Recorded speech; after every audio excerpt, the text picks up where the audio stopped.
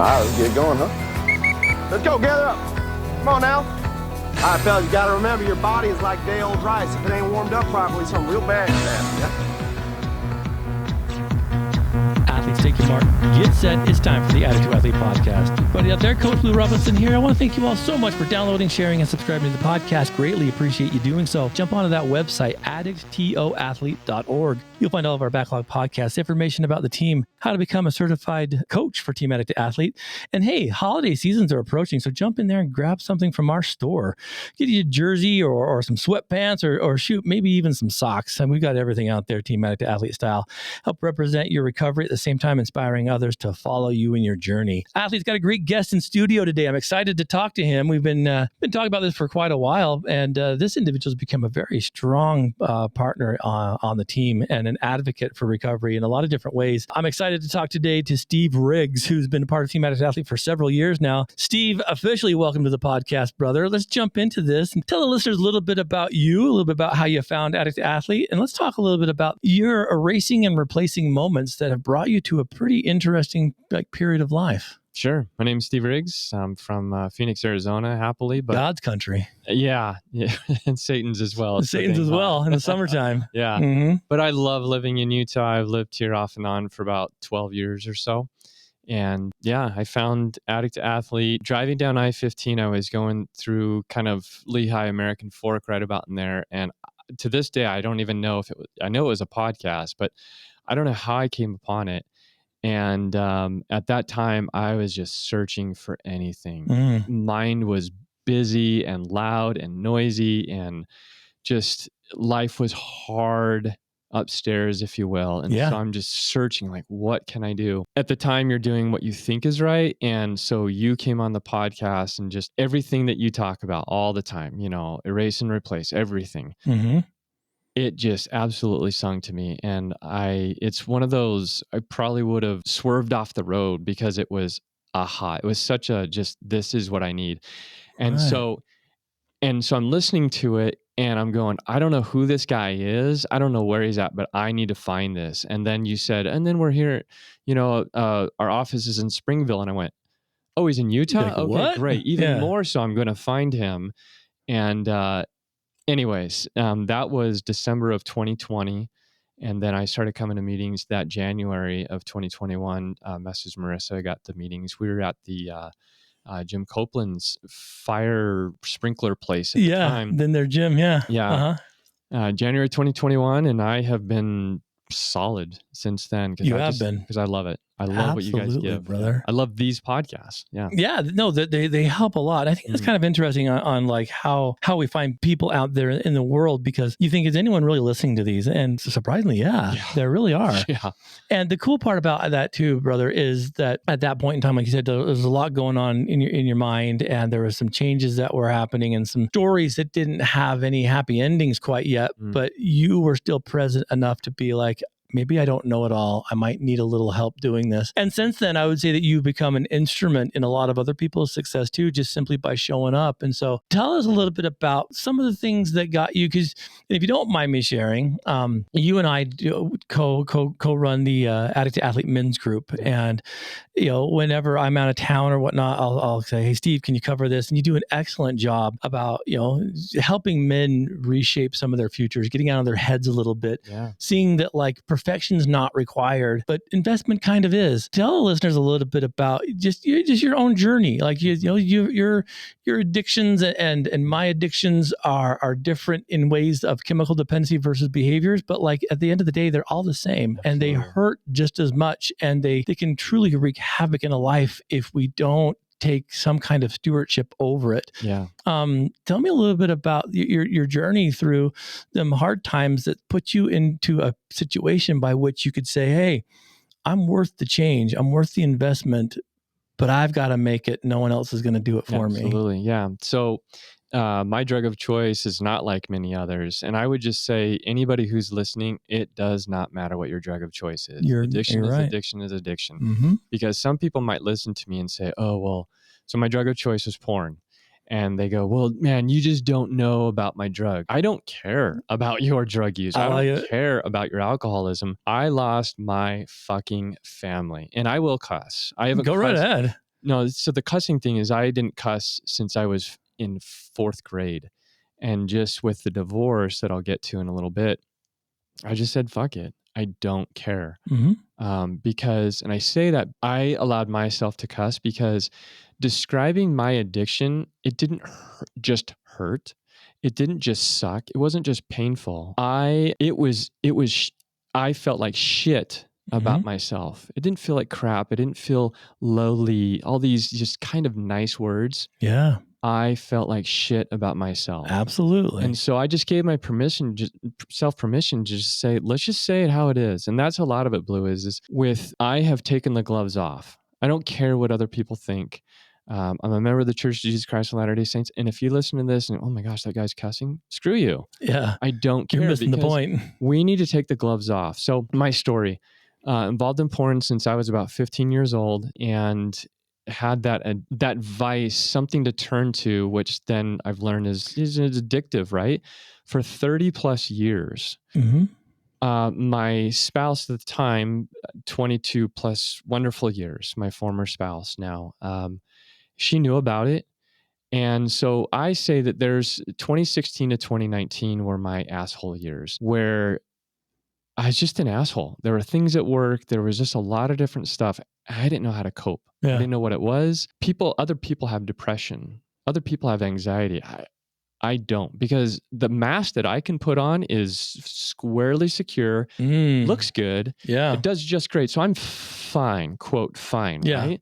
No, I had a ton of depression, ton of anxiety, but I don't go see people like you. Right. Because if I go see you, I'm hurt. Men do not say that we're hurt. That's the generation that I lived in, yeah. right? And so you don't say that at all. You just buck up, pull up your bootstraps and move on. Lean into it. So November of 2019, I'm still married at the time. You have to understand that my addiction I would turn to, but I actually hated it. I didn't want to view porn because it's bad. And within the LDS church, it's bad, right? And just in general. There's a huge stigma. Yeah. And so you have cocaine and alcoholism and things like that. That can hurt someone. With porn, I don't, quote, hurt someone, but I did. I hurt my former spouse. I hurt my kids, not physically or anything, but emotional. I never had an affair, a physical affair. I had an emotional affair, right? That I will admit to. So November of 2019, I'm still married at the time. My former spouse, a few months early in July, said that she wanted to move back here to Utah from Arizona. Every year since I was 15 for my birthday, you know how when you blow out the candles, right, and you make a wish? Right. My wish since I was about 15, ever since I can remember back then, was please let this be the year that I can overcome porn. Please let this be the year. Pray to God about it. Go see Bishop, read a book of Mormon, all that sort of stuff, right? All the classic things. All the classic things that don't do anything. So November of 2019, for whatever reason, and I'm still married at the time, and this is important for me, I gave up. I just surrendered. I just threw my hands up. I just said, what I said was, I am sick of this. Right. Let's be done. Yeah. And that time it worked, November 2019, which 35 plus years I tried, it didn't. For some reason, I don't know. It just got to a point where I was done. The important thing is what I would say to other people is, do it for yourself. I did it for myself. 6 months later in March 2020, yes, it's during COVID, but whatever. Yeah. March of 2020, my now former spouse asked me to leave. If I had worked to overcome my addiction for her or for my kids, now that I lose them, where am I? So it's, as you look back at it, it's critical that I did it for myself. Yep. I lose them March of 2020. She kicks me out in April. I go back down to Arizona, come back. First time in Arizona during COVID, I read a book and then it talked about Sexaholics Anonymous. Went to a Sexaholics Anonymous, which for a lot of people, that's AA for porn addicts. And that was enlightening because I sat in this room with men I've never met ever in my life during COVID. So that's kind of weird, whatever that was at the time. And there were 6 other guys. And every single one of those guys shared my story. Yeah. And I learned, okay, I'm not alone. And it was very freeing to talk about something and to realize Yeah. because within the LDS church or just society in general. So I tell people my addiction is not socially acceptable. Oh my gosh, no. Right? Yeah. Porn is not. The alcoholism. Why is alcohol put into a brown paper bag? Because it's not socially acceptable. Why does the guy druggie shoot up in the back dark alley? Because it's not socially acceptable. What is socially acceptable? The young lady or young man who cuts themselves. What do? Oh, sweetie, we'll help you through this, right? Mm-hmm. Social media is socially acceptable. That's an addiction. Yeah. Video games, I believe, is an addiction. It's socially acceptable. So mine is not. Right. And especially within the LDS church, absolutely not. So find the SA meeting, that's enlightening. I get into an LDS church addiction recovery program, Mm-hmm. which was helpful to a point, but is also clueless. And then found you January of 2020. And then here I am. And then it's been these podcasts, meeting with you as a counselor, some EMDR, the meetings, the men's meetings. That's where I'm at. And beautiful. I am kicking ass. You are. I really enjoy where I'm at now. Don't have my family, but I enjoy where I am at now. You bring up so many powerful points, brother, and I want to dive into it. And so this will be a sensitive podcast for a lot of listeners out there that are part of the church that, may not understand. And, it's not anyone's fault, rhyme or reason. It's just, again, it's tradition, the way that we've approached these kind of things. Yep. And I think you come to know that I'm a little bit against the grain on a lot of different kind of things because, sometimes you got to take the boxing gloves off. Sometimes you got to get down to fisticuffs. Yeah. Yep, let's do it. And so, I'm curious about this. And when you first came on the team, you were one of the first ones that were kind of vocal about it. We've been around for a long time. And I know that every man has in one way, shape or form struggled with this in some light. Mm-hmm. I remember the first time I viewed pornography, I was probably 11, 12, 13, probably more like 11, a stack of Playboy magazines in a field that we used to play in. Yeah, same. And I'm like, why is there always a stack of these Playboys in like a field, right? Yeah. Well,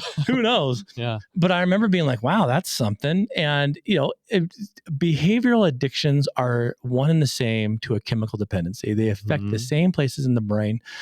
Most people look at pornography addiction as this deviant behavior, like as you mentioned, like sexually deviant, but that's not it. Nope.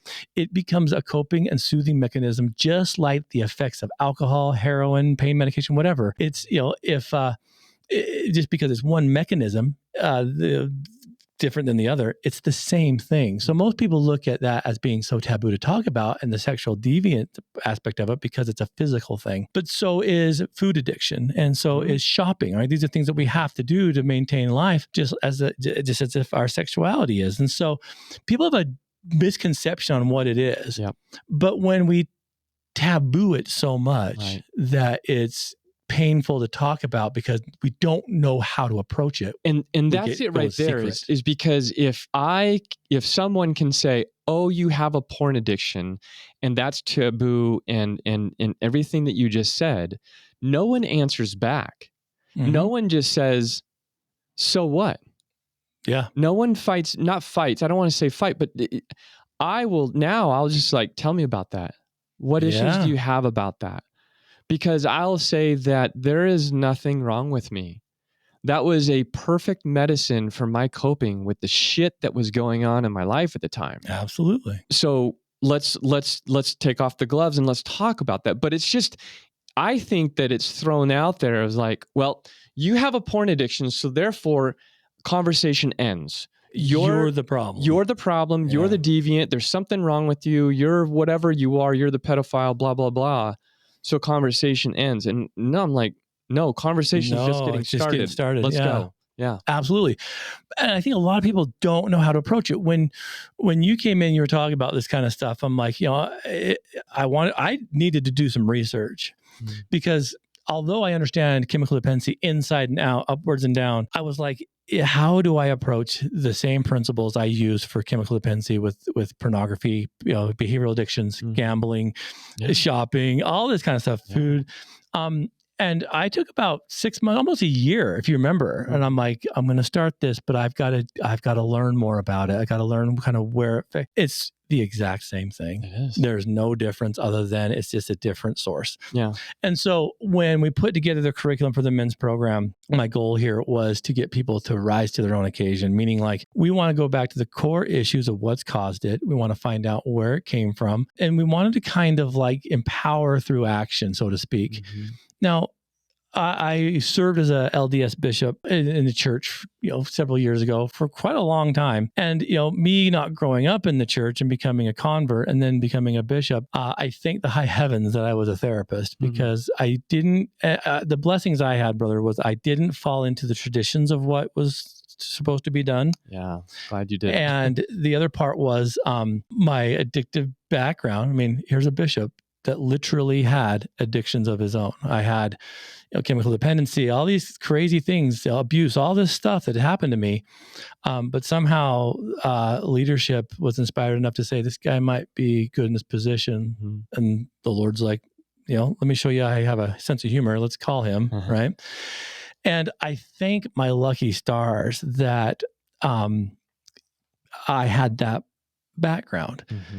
Because I had so many individuals come in and talk to me about this issue that had given the advice of like, pray more, read more scriptures, put pictures of the temple on your lock screen on your phone. No. And all that did was create more guilt when they bypassed it or didn't do it. And I thought, although those are components to helping, we've got to get to the real aspect of this, right? And talking about sex, talking about pornography, talking about this stuff, it makes people blush so deeply that they're afraid to talk about, even as adults. And that's part of the problem. Part of the problem that I had a porn addiction is because we never talked about it. Yeah. In my house, in church, and just in my relationship with my former spouse, like we didn't talk about this stuff. Yeah. And then,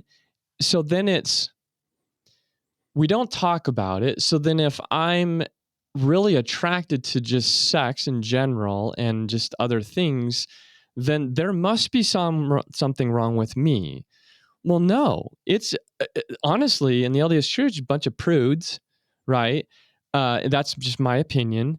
It's we have sex to have babies. No, no, we have sex so that we can have fun as well. And there's nothing wrong with having fun. You brought up a bishop. I grew up, again, had this since I was 15.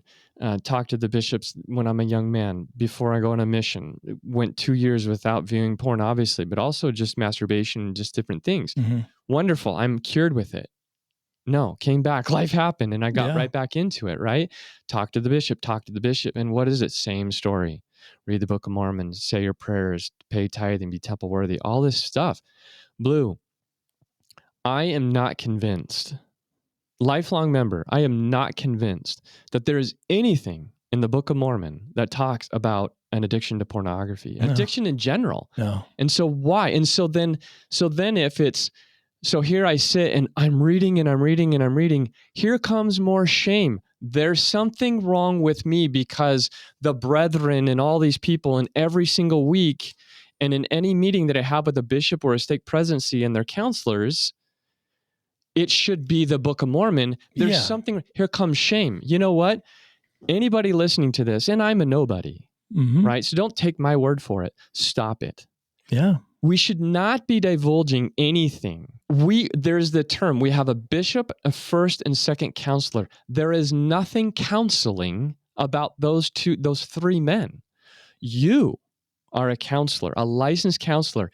An addiction, pornography for myself specifically, is a problem that those brethren have zero clue about. And I, nowadays, in my current stake presidency, it's the first or second counselor, I can't remember, doesn't matter. He is actually a counselor. Mm-hmm. And I have looked at my stake president in the eye and I said, I will not talk to you or your other counselor there. There is only one person in this room that I will talk to about my addiction. And that's that man over there who is a licensed counselor. And if he wasn't in the room, I wouldn't talk to them. They don't know how to help. Yet I give them grace because they're doing the best that they can. Right. But people need to know this is total blasphemous.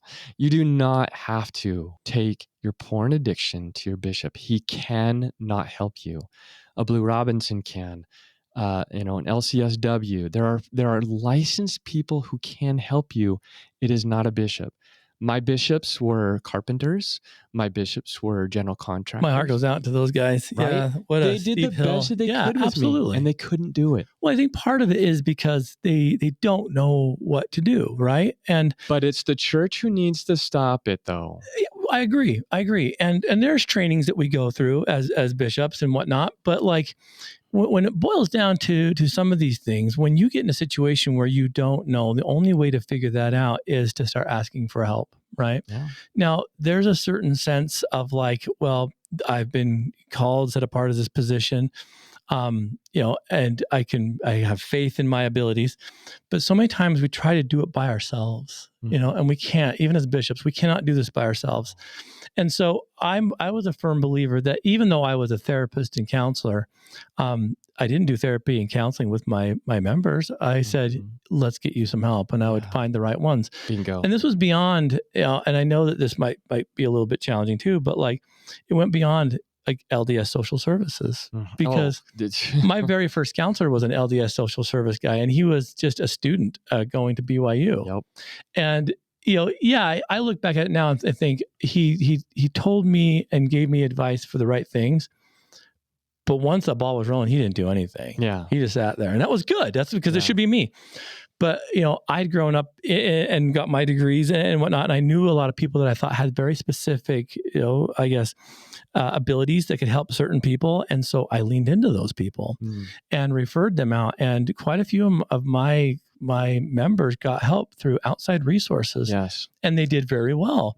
And so I was a firm believer that I know I can't do this by myself. And the ones that I tried to do therapy with, it backfired, obviously, because I wasn't there to be their therapist. I was there to be their spiritual advisor. Right. But spiritual advisor means that you listen, you empathize, and you support. Like, I never tried to solve anyone's problems, but I'm like, how do we get you there? There you go.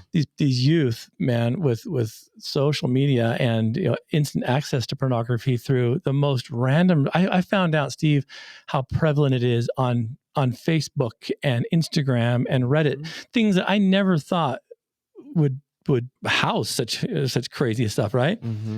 But where there's a will, there's a way. Yeah. And so I had to start kind of taking away the taboo of talking about sex, about pornography.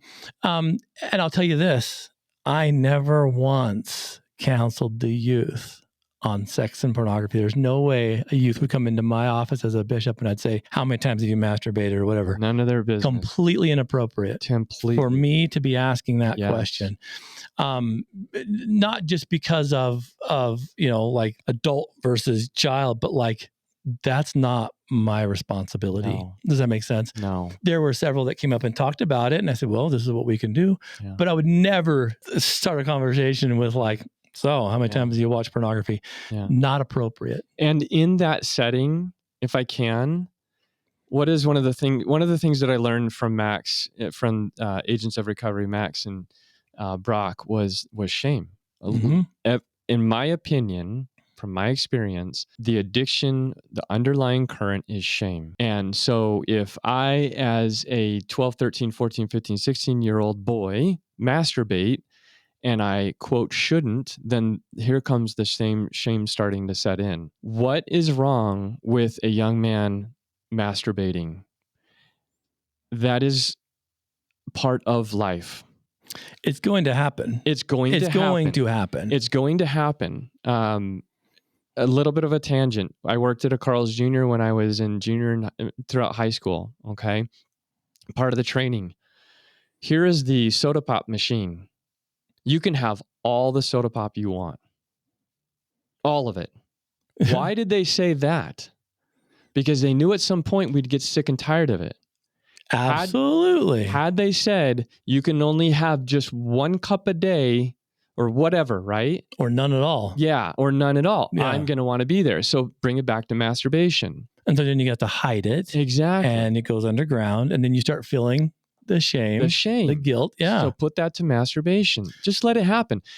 I'm not proposing, I'm not a proponent, but it's going to happen. We do more harm we did more harm to me. I did more harm to myself by feeling the shame that there was something wrong with me. Absolutely. Right. And there's nothing wrong. See, and that's what we tried to do with the men's group, is to take the shame out of that, because when you, I mean, and I'll tell you what happens. And this was, not in the bishop's office, but here in my private therapy office years and years and years ago, was a couple that came in who were recently married. We're talking within a month, and had completely broken down because they grew up their whole lives that it was wrong. Sex was wrong. Intimacy was, it was between husband and wife. Yeah. And, Utah doesn't do a great job at sex education because we get lots of pearl clutchers and people that are afraid that if we talk about it, then they're going to go out and do it in the parking lot. Right. And because they're so closed off, when they were married, and we're talking the morning of their wedding, it was, you don't even think about it. Don't even look at it. I know. To that night, the day after, Steve, it broke their hearts because the wife felt so dirty and so horribly taken back by the whole process that it was traumatizing. Yeah. And her husband, who, didn't force himself on or anything, felt so guilty because now he's looked at as this deviant. Right. And they were in my office not more than 3 weeks after they were married, talking about how do we do this? What is this? Yeah. And my heart was broken. Yeah. And it got me thinking a little bit about what are we really doing? Now I understand the spiritual aspects of this. Sure. One of the reasons I believe why we want to wait, to have these interactions is because sex is the act of creating life. Yes. Right. And that's something that's very serious. I mean, if you want to talk about God's power, that's it, creating life. And so we should not take that lightly. Yes. But we should also do a very good job of teaching that why. Right. Talking about it, saying you know what, your children nowadays, listeners, they're going to view pornography. It's freaking everywhere. They're going to have sex.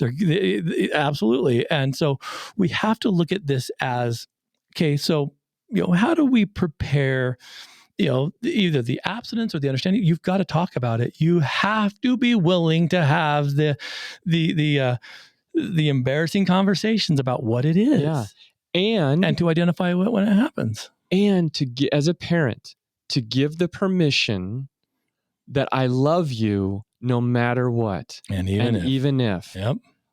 As a parent, you will try to, be home at midnight, the Holy Ghost isn't past midnight and all that sort of stuff, right? You're not going to be with them. You put the pressure on and bring in the guilt and the shame on that. And then the kid goes and, tail between the legs into the bishop's office. The bishop can do nothing for you. Understand, I'm not saying let your teenagers go have sex. That's not what I'm saying. No. What I'm saying is if they do, what is your reaction? Mm-hmm. Love them no matter what. Because just as you said, again, I'm not proposing it. What is wrong with people having sex? A lot of what comes out of it is procreation. We don't want them to have a kid when they're not ready, right? Absolutely. Okay. As far as the sexual aspect of it, what's wrong with it? There is nothing wrong. It is actually a God-given power. That feeling, I shouldn't be shamed in feeling that way. I shouldn't be celebrating, but it's just things are working. Yeah. If I have a hard-on for someone who I think is beautiful, my penis is working, my mind is working, my emotions are working. All of those things are God-given. All right. Now, again, but then it comes to but what do you do with it, right? Okay. Yeah. And so if I choose to masturbate, okay, I chose to do something with it. If I choose to go have sex with a girl, I chose to do something with it. Can I keep those things in constraint? Yes, absolutely. But that's up to me. It's up to you. As the parent, what can you control? None of that. None of that. You'd be joking if you thought you could. Exactly. You can control to love them. No matter what, if they have sex with someone else. But see, this starts a lot earlier than, oh crap, my son's a teenager now. This stuff should have happened years ago, right? And we're talking about it. I didn't know any of this stuff. I felt shame for masturbation. I felt shame for whatever. there's no wonder I was a porn addict, right? Well, of course. Well, and look at your situation, right? Why weren't you smoking weed or drinking? Why not? It just never appealed to me. I don't know why. And how readily available was it? All the time. Yeah. I didn't party a lot, but yeah. So you observed, the word of wisdom in the culture, right? Mm-hmm. But not this. So why not drink instead? Because think about it, right? How easy is it to follow a natural desire, natural path? Yeah. And I'm sorry, like, again, you guys, if you think that your children, your teenagers haven't seen or done this, you're fooling yourself. Yeah. And so it's to a certain degree what they call it, like, it's a victimless crime. To a certain degree, it's a victimless sin. Yeah. And that's why I think a lot of times when you look at traditional pornography addiction programs, which is kind of funny, we call it pornography addiction. It's not even recognized in the therapeutic diagnostic code, right? Which is weird. Does that make sense? Like, it's just not. So realistically, when we talk about pornography addiction, the professionals that write that book haven't even given it its own category. I think it will eventually. But so here we are. So they all lean towards the spiritual component. Have you noticed this? Most all treatment programs revolve around your relationship with your higher power. Okay. Yeah. Why do you think that is? Why is it not more of a individualized approach? Like, let's go and find out what's going on inside of your heart and your mind. Why is it so heavy laden, you believe, on spirituality and religion? You can't see it. You can't see God. I do believe in God. I have faith in God. Absolutely. Right? I believe that. Yeah. But this, you can't see it. We should always turn to God for help. What happens if I don't feel that help? Well, Steve, it pushes you away from that. Yeah. Right. And here we're saying, go talk to him, go kneel before him. And at the same point, you're like, but I don't feel worthy. I don't feel like I can. Yeah. I don't even know who he is or what it is. Yeah. But we're like, pray more, do it. But you're like, I think as well, that person who's telling me, they're doing it because of tradition, because 100%, of culture. 100%. They don't know actually themselves. There's a question that I have. Okay, my temple ceiling got canceled. And I hated that. October 28th, 2021, first presidency. Man, that just pissed me off. Anyways, I digress a little bit. But I bring it up because I didn't understand what that meant. And I wanted questions. And what did people give me? Just blasé answers. And textbook I've learned stuff. Yeah, textbook stuff. And now, as I don't worry about it as much, but now if I encounter that with a bishop stake president, I'll go, I don't think you really know, do you? Because you know what? In my opinion, I don't think there's, not even current 2024 President Nelson, who is 100 years old now. I don't think he even knows of these things. Anyways, there's just things. So back to your question, we can put it off on God because we don't know the answer. Exactly. Right. But coming back to what you said, if we put it within ourselves, that's what I did. That's where I think it needs to be. Of course. You know where I'm at. I don't care what anybody thinks about me. It's right here. Right. And if anybody wants to benefit for who I am as a person, that's wonderful. That's out of my control. I work on myself. Right. I can control myself. Mm-hmm. Right. I do believe in God, have never through all of this. There have been tender mercies in my life, Blue, that I'll never deny. But I worry about number one, and that's not God. I start here first. I'm very selfish, if you will, but I have to be. But why is that selfish? Because I'm a firm believer in that myself. I don't think of it as selfish in a bad way. There's kind of a Buddhist philosophy that I really love. There's quite a few of them. And one of them is to become one with yourself before anything or anyone else. Yep. It means you've got to be okay with you before you can give yourself to God, before you can give yourself to your spouse, your children. And a lot of times we forget that and we think, well, I'm always coming in second. And although it sounds spiritually like reinvigorating to put God always first, but it's not practical. I don't think, to be quite honest, Steve, I don't think he wants us to. No. That's why he put us here. Yeah. So we can choose in with him. Not that we have to be with him. Yeah. And that's the choice we get to make. And so what I would rather teach people is to become one with you, to understand the nooks, the crannies, the goods, the bads, everything about you, so that you can be okay with then saying, God, here I am. I've understand where I am, my place. Like I'm here. Exactly. Can I be right with myself? Not right. Work to get right with myself and present myself to my God. Absolutely. That's what I believe we're here for, to be honest. I am, right? Here I am to you. Someone said to me, a dead battery can't charge a dead battery. It's so true. The moms who constantly give and give and give to their toddlers, to their kids, to their husbands is wrong. Right. Get right with yourself. If the toddler wants to benefit from you working out and running or journaling or whatever you need to do, if they can benefit from you being fully present, that's much better than, oh my gosh, a helicopter parent. Oh my gosh, this and that. And you fell and I need to just give and give and give. Get right with yourself. Yeah. Get right with yourself. Yeah. Like I said, it's to become one with yourself before anything or anyone else. And even God. And I think that's kind of what we're here for, is because if we, now this might sound silly, but if we blindly follow something that we really don't quite believe in, even though we keep telling ourselves we do, that's the other guy's plan. Yeah. Does that make sense? Like we have this funny little thing called choice, and we are constantly are being taught that we really don't have choice, but we do. Yeah. That's why we're here. Steve, that's why I think it's hard for me to this is going off in a really interesting direction, but this is why I'm thinking, all right, we talk about some of these legal things, pro-life, pro-abortion, whatever.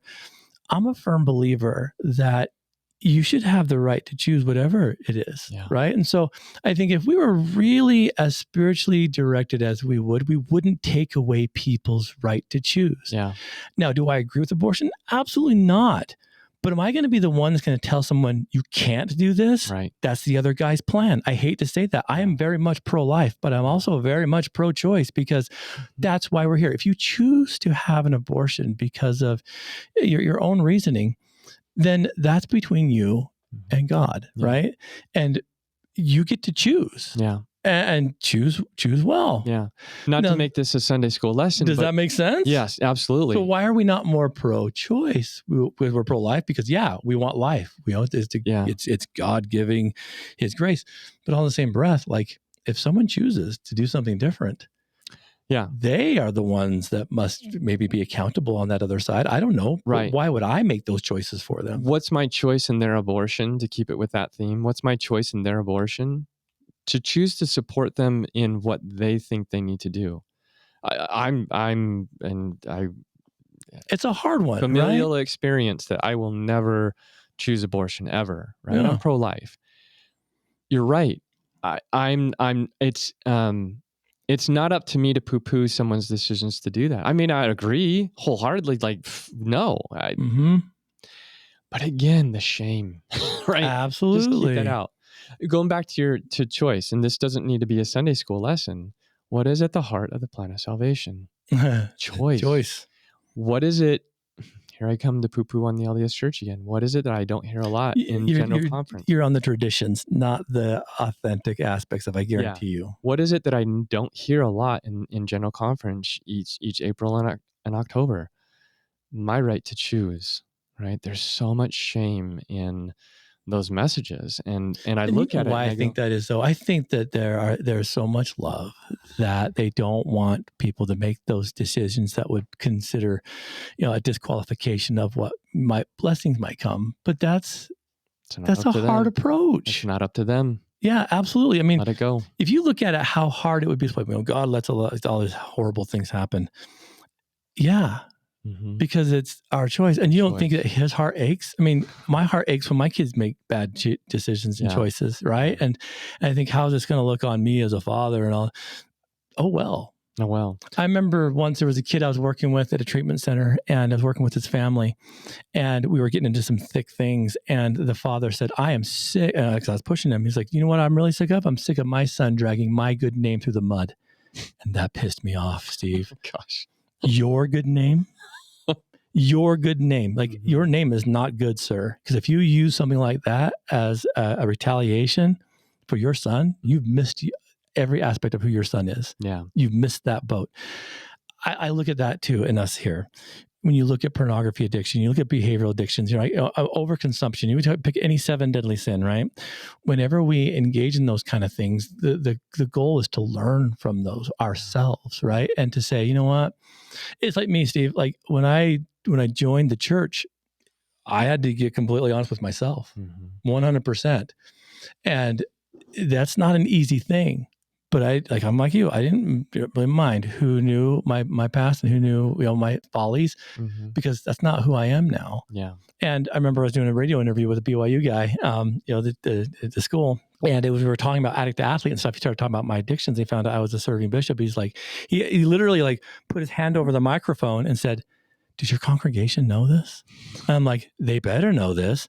I have on my car, Addict to Athlete. Some of my members attend my meetings. Yeah. You know what? Like, yeah, I think it's a process of becoming one with yourself before becoming one with anything else. Yeah. And when you do choose when you choose to be an instrument in God's hands, that's the service aspect of it. That's doing what you're doing right now. As hard as it is for some people to hear this, we've got to get real with it. And back to what that guy said, putting his hand over the microphone to hush this down. Should they know? They should know. They should know. Blue, we have gone how long with not talking about addictions, not drug of choice. You choose it, whatever it is, right?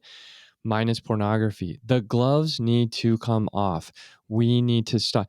There was a figure, and I think it came out in 2004, 2006, that 70% of men in any given elders quorum. Now, you could take that as 200 plus and, the less actives and whatever. I don't know. I'll just take it as men sitting in any given elders quorum on any Sunday, 7 out of 10 are involved in pornography.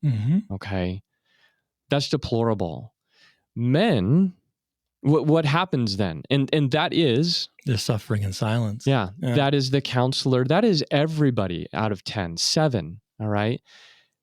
What happens in our hallways every Sunday? Masks, right? Oh, yeah. We don't see any of that. So if that figure, and again, that's 0406, so I got to think it's higher. Men are afraid to talk about it because it's taboo.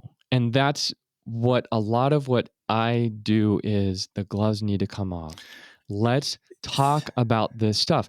We have Sione and all the things that came out of him in Fast and Testimony meeting and sharing his story. And that's why, when we've agreed to talk about this on a podcast, hell yeah.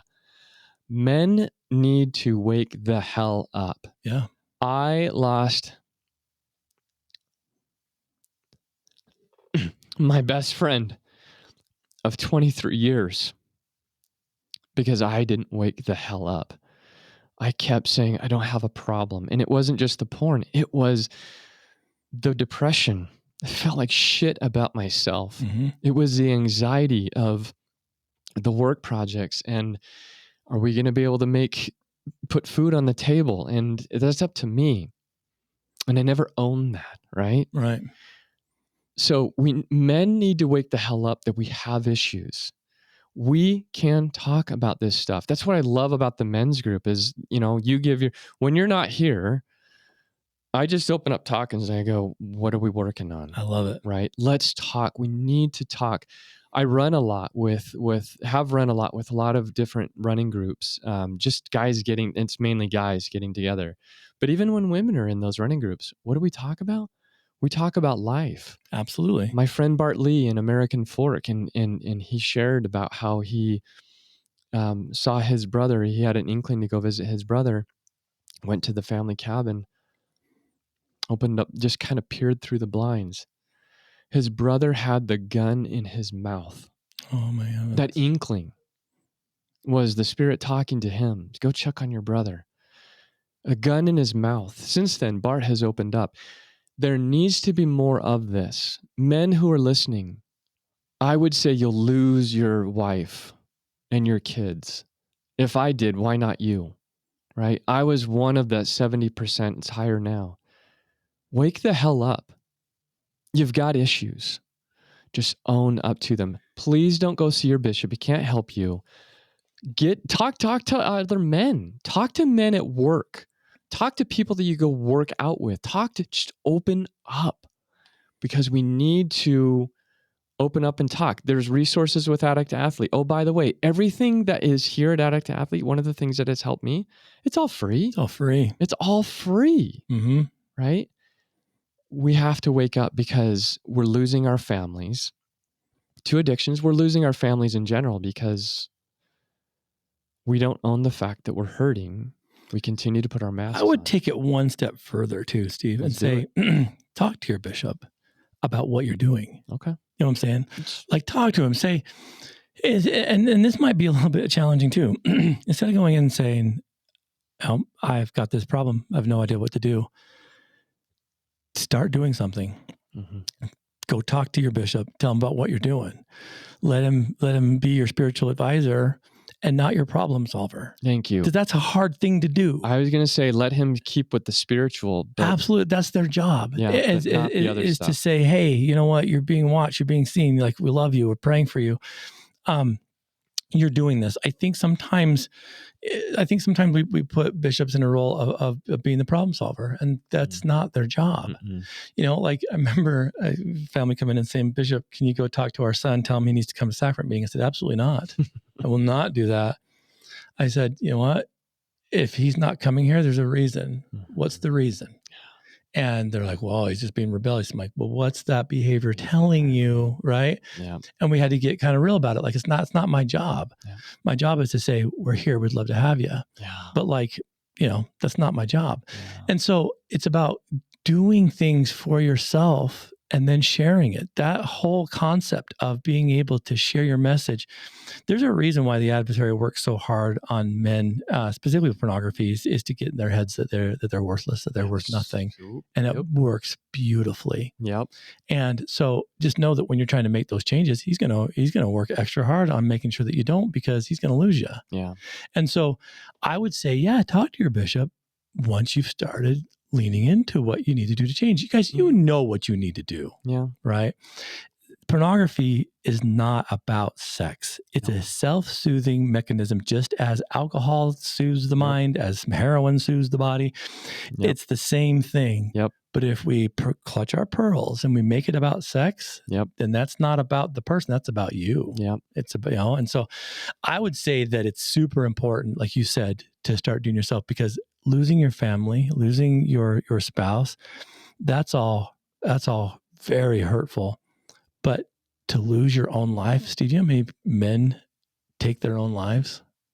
Like, if your buddy hadn't have been there to look through those blinds to see his brother, he wouldn't be here right now. Absolutely. Yeah. I know so many people that have taken their own lives simply because of that guilt and that feeling of no one understands, that it's mind-blowing to see what's coming. Hopelessness. The hopelessness of it all. Yeah. So I would say, let's become one with ourselves before anything or anyone else. Let's learn what you are. And the thing is when you accept that, when you start figuring these things out, when you start identifying those core issues, when you start becoming one with yourself, then you become an instrument in God's hands. And the freaking work you can put in to your fellow man. There's a reason why people get so strong in advocating for their sobriety, their recovery, their pursuits, is because they want to share it. You being in the service of your fellow man, right? Yeah. That's when I think the real spirituality begins to emerge. Yeah. And I'll add one more thing in there as well. It is open for anybody. Who am I, Blue? I am no I'm with one, you, brother. right? 100%. I'm like you say, I'm just another person on this thing. There's mud ball we call Earth, right? Because we tell ourselves, I am no one. Right? You are someone. Anybody can do this, right? And so you said to go talk to your bishop. Great. I'm still working through the fact that I've been let down from bishops, whatever. Talk. Yeah. I'll just leave it as talk. Talk to your bishop, fine. And why do we go to bishops? Because they're free, right? And they can, quote, help us. Just talk. I also choose, I talk to myself. I go run in the mountains. I have running groups that I go talk to. The operative word in all that is just talk. talk to God. Here's a funny thing, and if you don't mind me sharing this, I think it's kind of an important factor. There was a point where you were kind of at an impasse, and I was asking you, "Are you talking to him?" And you're like, "Yeah, I'm praying for my family, my kids. I'm praying for all these people." Yeah. But I'm like, "Steve, but what do you want, right? What is wanted? What do you want?" And it's kind of funny because a lot of us we forget that we can ask him and tell him what we want. Yeah. He's there to give it to us. And so I think a lot of times we get put in that situation where we have to be so meek and so humble that if we dare ask for something, we'll be struck down. That's not true. It's the culture. I'm that way. It's the culture. I don't ask. I help with the Relief Society assignments for the tables and chairs. I help with the Elders Quorum move. I help with all these. You help with Team Addict Athlete. You help with the men's group. Yeah. Exactly. I help. I don't turn it around. Yeah, until you brought that up. And it's in the temple. You said, what is wanted? Right? It's in Scripture. It's in Scripture. What is wanted? That's to you. You're right. I have lived a life helping others. And I love that, right? You're a service-minded person. I am as well. But what is wanted? What is it that you want? And you had asked, like, where do you pray? I have a place that's above Provo Canyon, the Orem Cemetery, the control road that you go up there, and I call it Prayer Point. It's just a spot. Yeah, it's a little. I call it Prayer Point. But it has given me an opportunity over the last 4 years to look at Utah Valley and to see my kids. My kids down in Payson, I can look down there. I can look at my daughter, who was in American Fork at the time. Just in one spot, I can pray for my kids. And then when you brought that up in meeting together, that helped out a lot of just, because as I mentioned before, I am selfish. I am doing these things for myself because this is what I can control. I can't control other people's emotions. No. Again, I worked on myself November 2019. I lost my wife at the time, 6 months later, and my family unit, all gone. Everything for a celestial, quote, celestial temple sealed blah, blah, bullshit now. But I lost all that. I started for me. I could not have given. In fact, that's a lot of what happened is I always was there for those Elders Quorum. I was always there for the Relief Society, always there. I gave. That was part of my problem. Why was I stressed and have a ton of anxiety? Because I couldn't get ahead, because I was serving others. At some point, as I live now, had I stopped and said, what do I want to do? What is within my control? Possibly my wife then could have benefited from a better Steve, because Steve is working on himself. Steve doesn't need to go to all those damn Elders Quorum moves. Steve can sleep in. Steve can exercise. Steve can go sit down with one of my kids and do something, because Steve wants to be there. Again, I want to be there. That my wife at the time could benefit, that my kids can benefit from my time being there, that's up to them if they accept that and if they benefit from it. Their choice. It's their choice. What can I do? I can be there with them. I can do whatever it is with no strings attached. I think there lies kind of like what, in the Church of Jesus Christ of Latter-day Saints, kind of culture is these testimonies that we develop, right? And in addiction recovery, I say you want to build a testimony of your recovery. You want to share it. And I've built one kind of on my own understanding of spirituality, my own connection with God. And it was for me to become one with myself before anything else, to understand that all these struggles are necessary steps for what comes next, and to be okay, to understand, like it says, loosely based in Scripture, that there's a Scripture that says, become perfect even as I am. Thank heavens, because when you think about it, right, it doesn't say, do perfect as I've done. Right. It says, be perfect as I am. But we look at that and we read it wrong. I believe that God, I believe that the Son, they're perfect. I think because we are who we are in their likeness and their image, we are perfect. If it said do perfect as I did, we'd all be screwed. Yeah. And it doesn't say that. What it's saying is like, you're good enough. Just rise to the occasion, right? Like, look at yourself. I created you. You create, I don't make mistakes. Those are the beauty, I think, the beautiful parts about this kind of stuff. And so my testimony of it is that we've got to have some of those ups to have some of them downs. We've got to have opposition in all things. And it's a learning, growing process. I think if you get, and I'm going to say this to you, brother, if you get upset because something's not happening or something's not working out your way, that's your fault. That's not their fault. The light bulb. And and I think the beauty of that is coming to that understanding, because it puts you in a position to then advocate to other people that like, you've got to do your part first. Yeah. Something on perfection. Yeah. Here's a quote. Who said this? This is what I brought up in the men's group the other night. I've failed over and over and over again in my life, and that is why I succeed. Who do you think said that? God, I've heard people say things like that all the time. I mean, Michael Jordan, missed 100% of the shots I don't take. Like that's who, yeah. So that's who said this, is Michael Jordan. Well, there was someone else who said it, but Michael Jordan made it. I love Michael Jordan, right? That generation. Smart. He also said this. Yeah, I've missed more than 9,000 shots in my career. I've lost almost 300 games, 26 times. That's I didn't know. 26 times I've been trusted to take the game-winning shot and missed. Yeah. I failed over and over and over again in my life, and that is why I succeed. Michael Jordan. I don't think of Michael Jordan missing 26 times. I think of the dagger that Michael Jordan put into your Utah Jazz. Yeah. The final shot. Yeah. Right. That's what we think of. And so basically how I bring that up of perfection is, I think people in general, we need permission to know that we can fail. Think of this concept. How often do you think of something and you say, man, I could probably do that different. Right? If I turn left a little bit harder, whatever it is, right? Okay, so if you take that concept, whatever that decision is that you think back to, if it was yesterday, if it was an hour ago, if it was a week ago. Yeah. Bring it back to present. What you're doing right now, you're messing up. This podcast right now, there's probably things that I'm saying that I'll probably tonight I'll be like, oh, I wish I would have, right?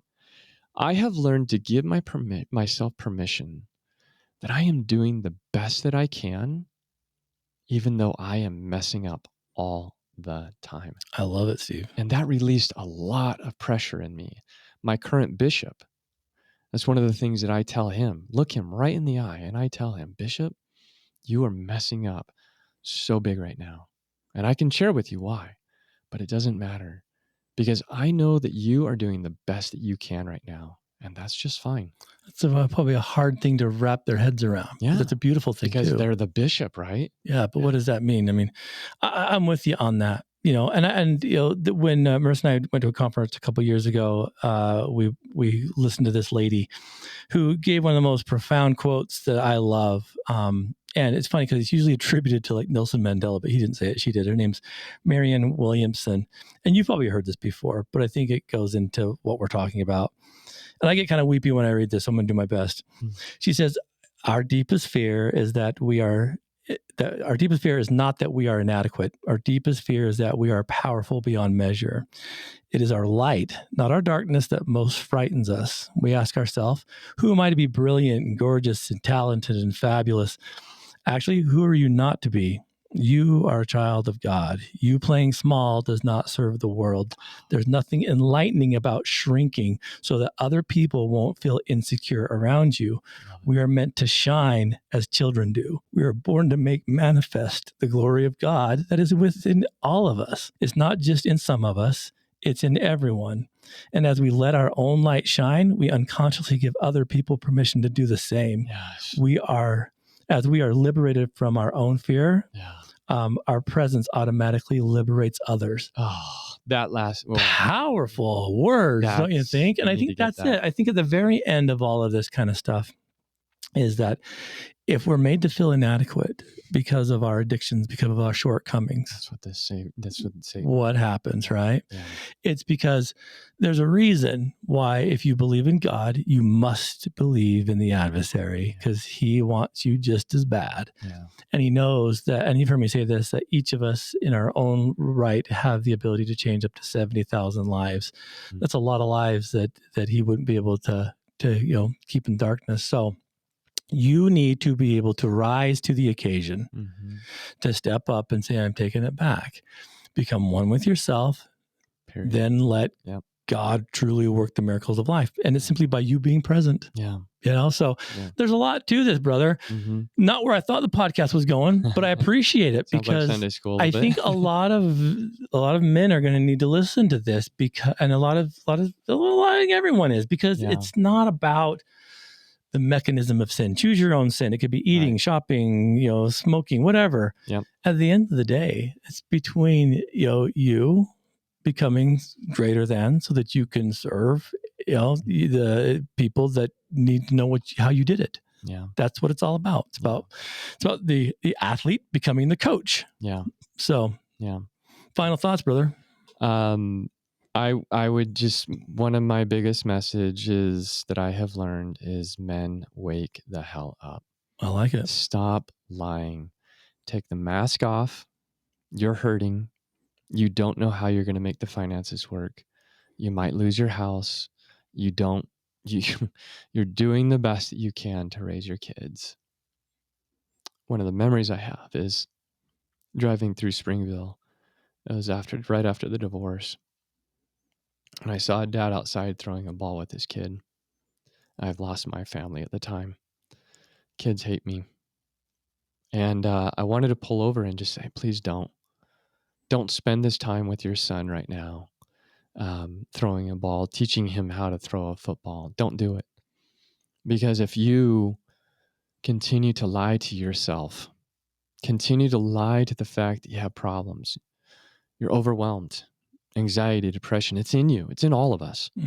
If you continue to keep your mask fixed and don't take it off and don't wake the hell up, you're going to lose that son.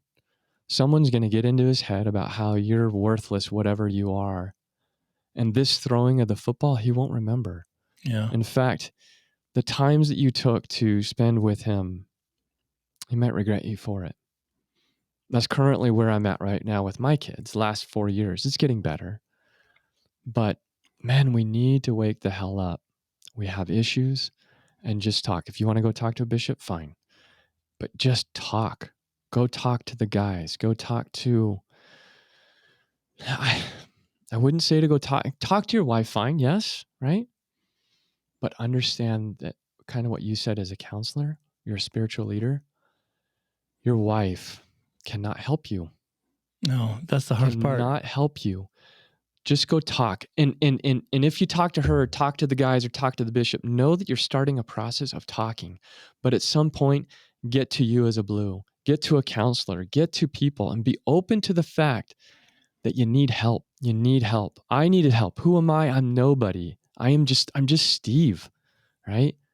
But it wasn't until I realized, I took that mask off. I broke that thing in pieces. And I love therapy now. I love it. If I have problems, I get into you. I love it because I can work on myself. And here it comes back to myself. You're doing it. I'm not doing it for you. No, you're doing it for yourself. That's why it's working. You open myself up to my mind up to the obvious, right? But I have to. You have to do it. I have to do it. You can't.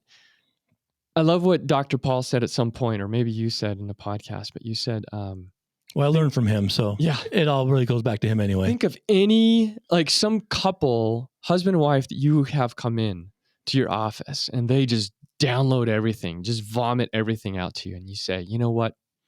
Let's do this. All the problems that you have, they're done right now. Done. I will take them on. I'm going to take your problems on tonight. The lack of communication, the lack of sex, the lack of money, all of it. I'm going to take that on.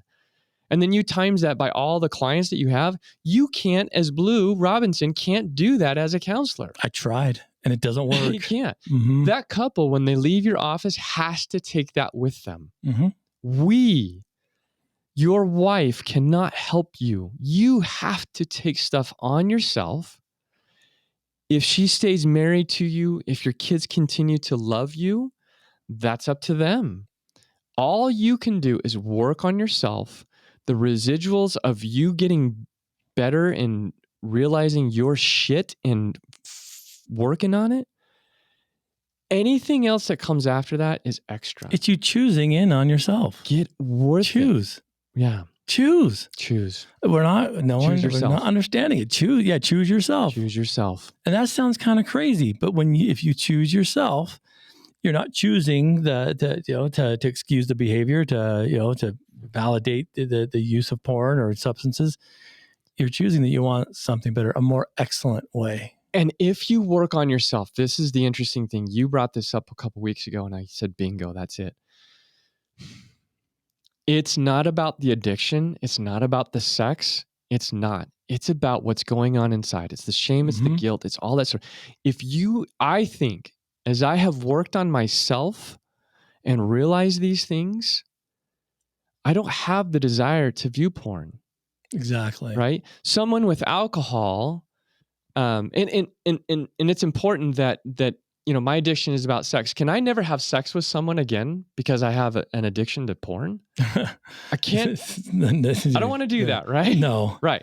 So I bring that up because I don't worry about my addiction. I don't worry about it because I am working on myself and all of these things that we talked about, focus on myself. The addiction, that need to view has just kind of drifted off. Yeah. It's not at my forefront anymore, right? And I bring up sex that I can't have sex with. My delineation for giving into my addiction is if I feel like shit about myself. Absolutely. It's stuff going on inside. Right. Yeah. So let's say that I did view porn. If I don't feel like shit about myself, I don't think that I'm giving into my addiction, right? With the same with that, if I'm able to be married again or just have sex in general, if I were to have sex, I'm present with the person. I want to be there. It's consensual. Everything's fine, right? It's sex. Change that to if I feel like shit about myself, if I'm worried about coworkers, finances, whatever, and I'm starting to pull myself, if the voices in my head are getting to me and I pull myself down and I feel like shit about myself, then I go have sex with someone, my wife, let's say, if I'm married, that's my addiction. Yeah. Yeah. Am I having sex with that person because I feel like shit? That's the delineation. You're trying to soothe the pain. Exactly. Yeah. Mm-hmm. That's the delineation of where my addiction is at. And so as I have had relationships, that's what I brought up is like, you have to understand, you may want to be intimate, but if I'm not feeling good about myself, you need to be open to the fact that we may not be able to do that because I'll be giving into my addiction. Absolutely. I don't want to be there. Yeah. So. Yeah. No, brother, I think that's very wise advice. There'll probably be lots of comments and questions. And so be prepared to probably do another one. Let's do it. Talk about that because we didn't even talk about the other side of this where, like a spouse, like the pornography addictions. It's not about you. That's a hard one. I would love to share what I can as a male to a female spouse. Mm-hmm. I will never have the conversation with my former spouse, right? But if I were to, what we could share in a future podcast is what I would share with my former spouse. I think it's wise. Because I would love someday to share with her those things. She won't listen to me, right? It's fine. Yeah.